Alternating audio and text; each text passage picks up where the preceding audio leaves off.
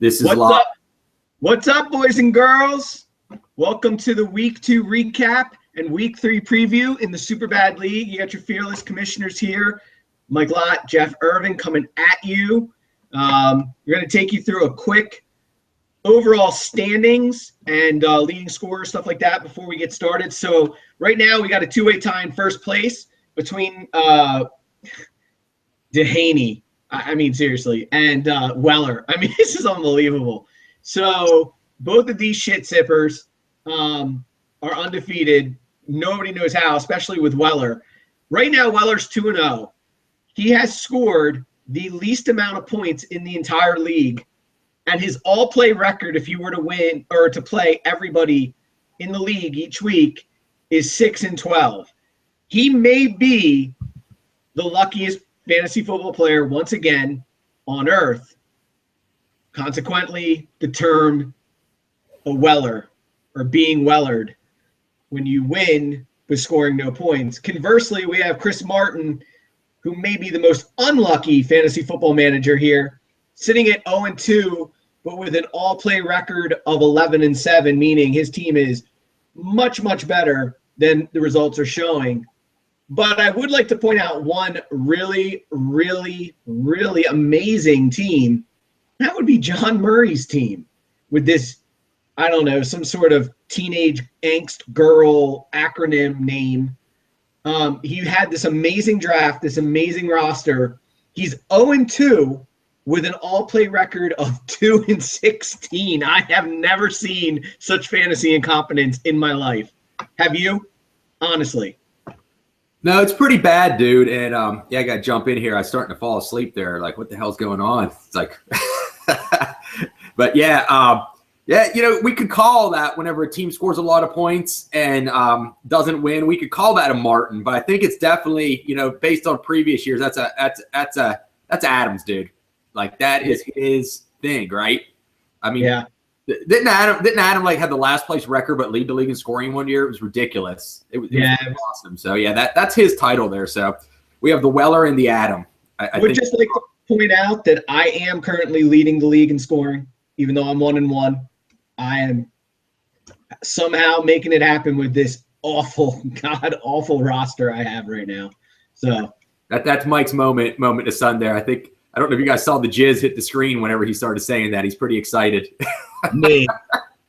Migs. That was it, man. That was his moment. That was it. But you ready to start to recap, or you got to go through the rest of the standings? No, let's do it. All right, yeah. So we're going to go over last week right now. First game is Mike versus Martin against the Flashcock, the 216 times. So me versus the Flashcocks. And Mike, who he has already pointed out, led the league in scoring with 198 points, just short of 200, man. 2 points short of 200. That's an impressive week. And he had a pretty crazy roster. And remember how we used to do that? We used to do waiver claims in a week. I think you definitely nailed it by picking up Dion Lewis and starting him. Especially with the Garrett Blount coming back, that was a ballsy play. He dropped 23 points. Fantasy genius. Yeah. I don't know if I go that far, but it was a good pickup. But yeah, Dion Lewis, some of you may think, who the fuck's that? He's running back for Bill Belichick. So he'll probably play one more week, and then we'll never hear from him again. He'll get demoted to the practice squad and then, traded to Jacksonville next year. But, Tom Brady had a big week, 34 points, D'Angelo Williams, and that's over with his 30. Calvin, Moncrief, just blowing up. Mike's roster just went nuts. You got 27 points from Chandler Jones, dude, as defensive end there. And, Chris had a good week too. So he got Adam there he had 158 points, and he started Sam Bradford, CJ Anderson, and Doug Martin, who combined for a total 20 points between them. I don't know how he scored 158, but there it is. Emmanuel Sanders, Rob Gronkowski, and his defense. Wasn't he bitching about defense last week, and now he's getting He was bitching about defense. Yeah. That's what happens, Chris. You bitch about defense, and then you score 158 points and lose. So, all right, there we go. What's the next one, Mike? All right, so the next one was Dehaney with his 4 rings. I don't know, his long-winded dig at Tom Brady versus last year's trash can team, Kane Murray, the anal stimulation. Great name. This was a close game, actually, but Sean ended up taking out Kane 148 to 130. Sean was led by a huge game by Big Ben, 36 points.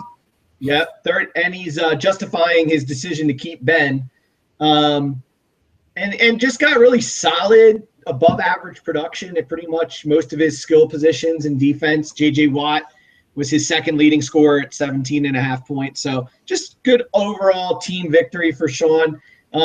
Kane was really let down by his decision to start Austin Seferian-Jenkins, and he only got 4 points out of him and only 3 points out of his linebacker, which is really a terrible – 1 week wonder. A terrible amount of points for a linebacker, actually. I mean, that's, you could pretty much pick up 20 different guys off waivers, start them at linebacker, and they're going to get you 10 or more points. And King went that route. It was a bold decision, Cotton, but it didn't work out for him. Is that it? That's it. Next one's up. Okay. And I'm loading here. I feel like I got Mike's internet this week. It's moving slow. So, all right. So we got Adam versus Weller. And Weller won again. Actually had a decent week, 138 points. You score 138, you're going to win probably most of the time. Adam dropped 121. Not too awesome. Adam had Ryan Tannehill drop 26 points. Like, if you get 26 points out of Ryan Tannehill, you should be like, fuck, I'm going to win this week. But he did not, because he had 0 points from Jeremy Hill, Mr. fucking Fudge Fingers. Jesus, that guy's fumbling like crazy. And then the one-hit wonder from week 1, the rookie from Detroit, Amir Abdullah, dropped 1 point. That was awesome. So out of 3 running backs, Isn't he the guy that made the clock? Isn't that the kid that made the clock? Amir Abdullah? Isn't he the kid that made the clock? Took it to school? What am I confused about? The Muslim kid that made the clock. Took it to school. Made a clock. They thought it was a bomb, and then Obama took him to the White House. I did not see this story. I was not up, but I would think it was a bomb too. Fuck. Yeah. Muslims do, right? Thought his name was Amir Abdullah. Maybe I'm wrong. I don't know. That's why Ben Carson would not vote for a Muslim, dude. Come on. Hey, John would know about this story.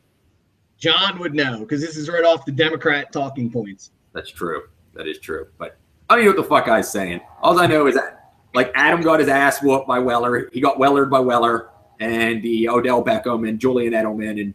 And those 2 guys just went nuts. And that was pretty much it. So next one. Yeah, we've got the Mexican champion versus Jim, the Brady Natos. And this is pretty much another ass whipping here. Jeff beat, you beat him by like 30 points. Even though you put up 141 points, it's impressive because you got 0 points out of Eddie Lacy and only 5 points out of Romo. I mean, seriously, basically, I worry about the rest of your roster because it seems like you start someone and they get hurt. So I'm looking to beg you to not start Antonio Brown this week, since I have him in so many other leagues, because I don't need him getting hurt. But you just said that out loud, God damn it. I know. But you did get a monster game from Antonio Brown, 38 points, and solid production up and down your roster pretty much. Jim, just, again, 2 weeks in a row, starting Mike Evans. I'm not sure why. It didn't pay off for him. He got 0 points. And actually, our first negative score of the week, he got a -2 from his kicker, which is really fucking hard to do. But he did it. The Zach Hucker guy that fucked all of us in FanDuel.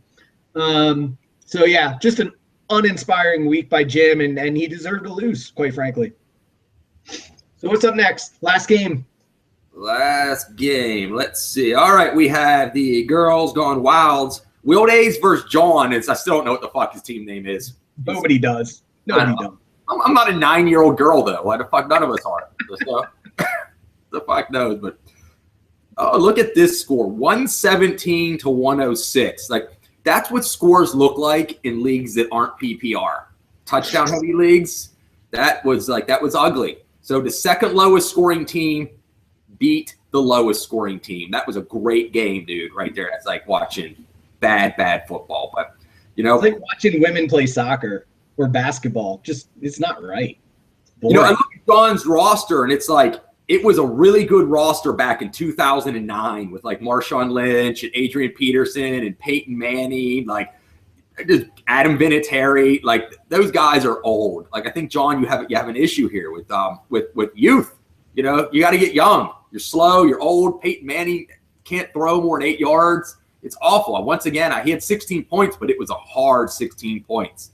So, you know, I think we'll call you the paper champion there. And, you know, Wilds bounced back. He had a rough week last week. Points-wise, he had a rough week here. But you know what, dude?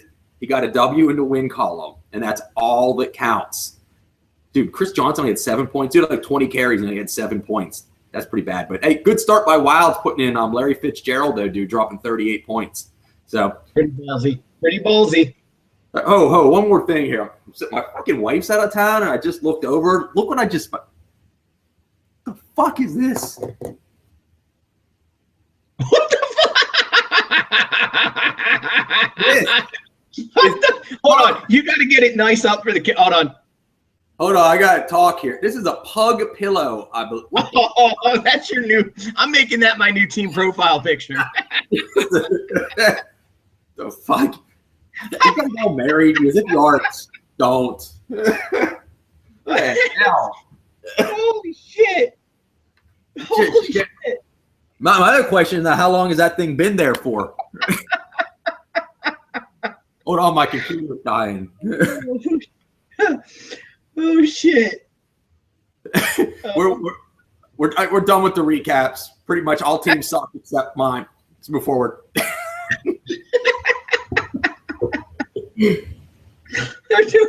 We're doing previews. You don't see that shit every day, do you?